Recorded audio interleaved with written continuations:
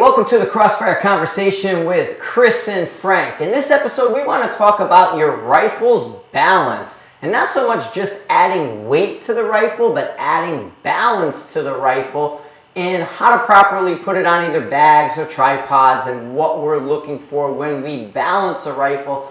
Just adding straight up weight. We know weight is stability, so the more weight you're going to put to a rifle, especially one with a low recoil, the rifle is going to be a little more accurate. It's not going to move during recoil. It's going to stay in place. So that weight will prevent the sights from moving when pressing the trigger. However, it's not just about weight. It's about balance. So let's talk balance of the rifle. And we got a couple different rifles here. That one's balanced a little bit. This one's balanced with some weight systems. We're about a 20-pound rifle there and about an 18-pound rifle there. And then we even have a couple lighter ones with no weight systems in it, so you can see what that balance looks like before we add anything to it. Chris, what are you thinking? Yeah, I think it's important to point out that somebody's ability to shoot a target repeatedly is a constellation of factors. And so, like Frank mentioned, that the rifle weight, you're adding weight, you're combating the equal and opposite reaction of sending mass down the barrel and out of the rifle, which is totally different than the idea of balancing the rifle to the forces that are going to happen while it's shooting. And so with shooting, we tend to rest the rifle on something, our arm, a tripod, a shooting bag, and the relationship of the weight balance and distribution across the rifle has a significant impact on point of impact delivery in different positions.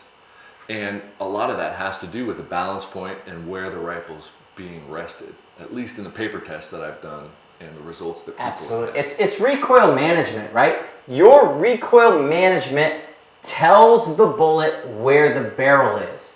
So if you have a rifle exploding uncontrolled out of your arms when you're shooting, out of your hands, and so that becomes inconsistent, your groups aren't very well. But if you can weight balance the rifle and have that recoil do the same thing every single time, well, then you're going to have a much better group, much more consistent from shot to shot, because the recoil motion is the same. And that's what we're looking to do, is kind of balance that motion when we fire the shot. Right, Saul Newton? So I'm going to grab this tripod here for a second, and I'm going to separate it from clipping in for a moment, but I'm going to put a bag on here. And what I mean by, I'm going to put the rifle here, and it's going to be aimed past Frank, not at him, just in case you don't have. When we rest a rifle on a bag, a well-balanced rifle on a narrow balance point is going to sit balanced, right? It's not clipped into anything. I'm going to make that balance point narrower by turning it sideways. And we'll see here that the balance point of this rifle is right about here. Now, a well-balanced rifle, balanced on its balance point, is going to recoil consistently according to that. Now, if I slide it back, it could also be consistent, but it'll be different. And my guess is, if you did a test, which I've done, but I'd encourage you to go do it for yourself, because you want to find out your results and the effects of your recoil management on this balance point. But it's much easier to be consistent throughout positions if the rifle's balanced easily in front of the mag well, right? And so if you shoot paper, shoot a group on the balance point, and then slide it back, shoot a group, slide it back, shoot a group, slide it back, shoot a group, you might notice that there's a consistent or inconsistent point of impact shift based on where that balance point is and how you're shooting. But under the clock, under stress, and in most applications, it's hard to predict where that deviation is going to be.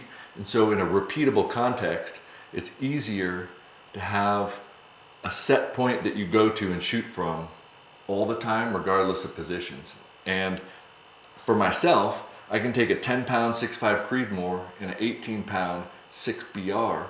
If they're balanced like this, I shoot them exactly the same. There's no difference based on the weight of the rifle. It has to do with the balance between the front and the back and my ability to drive that rifle when, and that also crosses positions. So for me, I'm about a 1-inch shooter from standing, kneeling, seated, prone for 12 shots regardless of the weight of the rifle, as long as the balance point is known and it's in front of the mag well, so I could get it balanced on a small light bag. I want to talk about balance point, but also another thing that we see and hear about a lot that might be confused, and I want to make sure that you understand that we're not talking about the same thing when shooting off the balance point versus extending the rifle. So for a moment, I want to show you that the balance point of this rifle, I'm not clipping it in yet, right, is about, I'll clip it in and I'll loosen this. So you can see here that the rifle is pretty well balanced right there, right? So that's balance point, is right there. Now this allows you to maximize kind of the front and back movement, and I think to me this is the most versatile because it gives you a point that you can consistently travel between standing, kneeling, seated, prone. Now this is different in application from sliding it forward, and I just want to point that out for 1 minute. From here, because of the fulcrum here, we kind of have a situation where if you don't have a stable position or if you induce wobble, you're going to increase the amount of reticle movement. And a way to combat that, that's been pointed out by other folks, is to extend the anchor point because you're changing the fulcrum length, right? This is different. This is minimizing the induced mechanical wobble of a shooter's position. This distance will decrease the mechanical wobble at a distance, right? If you've got a solid recoil management platform, because you're distributing your base with the tripod's base. And so mechanically, this is going to have less vibration. But that's different because if you don't have good recoil management, because of the weight distribution, now it's clipped into the tripod, so a lot of it's going to go into this system, but you could have a different point of impact shift shooting this way. So you want to test it on paper so that you can validate whether you've got effective recoil management in this position versus effective recoil management from a balanced position. And you need to prove that to yourself on paper, right? There's no right or wrong way, but there's different factors that you need to account for utilizing both. If I'm on an unstable position and I can't quite get my balance and the system's balance together, I'm gonna slide it back so that I can create a 5-point contact system to the ground and reduce the mechanical wobble. If I don't have mechanical wobble, because I've practiced and developed good fundamentals, I don't have mechanical wobble in this position. I'm going to be more dynamic and I'm going to absorb that recoil and not have point of impact shifts because of the weight distribution.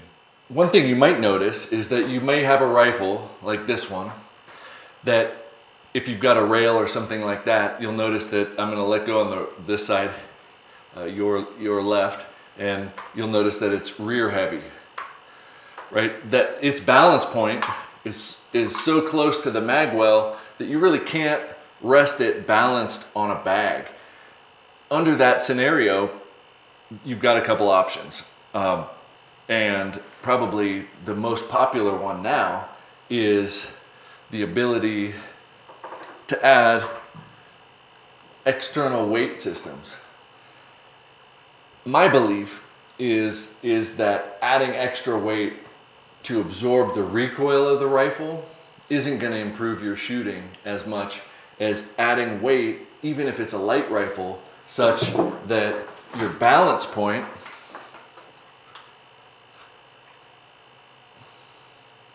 is at a point where if you put it on a rest, that's where the balance point would be. It doesn't matter if it's 2 inches in front of the mag well or 3 inches, as much as how big the contact surface. I'm just going to balance it on here. If that contact surface is small, you want to make sure that you aim it on that balance point. And this rifle has been balanced by adding internal weights, right, weights like this, to the specific spot on the inside of this chassis such that its balance point comes forward here. Now, this isn't my rifle, but if it was, my balance point would be right here. And if I was going to put it on a bag, I would want to put it on a smaller bag rather than a bigger bag that would drive it back. But this one actually looks perfectly fit for a game changer. And my only concern, like I mentioned before, would be the angle difference between the balance point and where I put my hand for recoil management. And if it was offset a lot, I probably wouldn't put my hand on the scope to recoil manage it. I'd probably hold the bag or the tripod. Now, I clipped into the tripod a lot to shoot from because I think it's dynamic and fast, because I've practiced it. But that would be my concern, not the way that the rifle is balanced now, because I think that this is more important than the weight.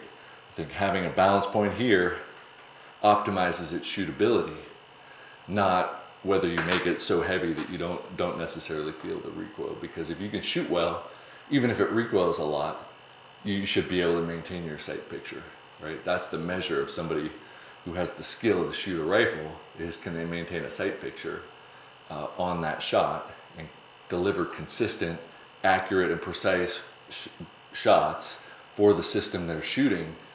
And I don't think that has anything to do with recoil. Because knowing's half the battle.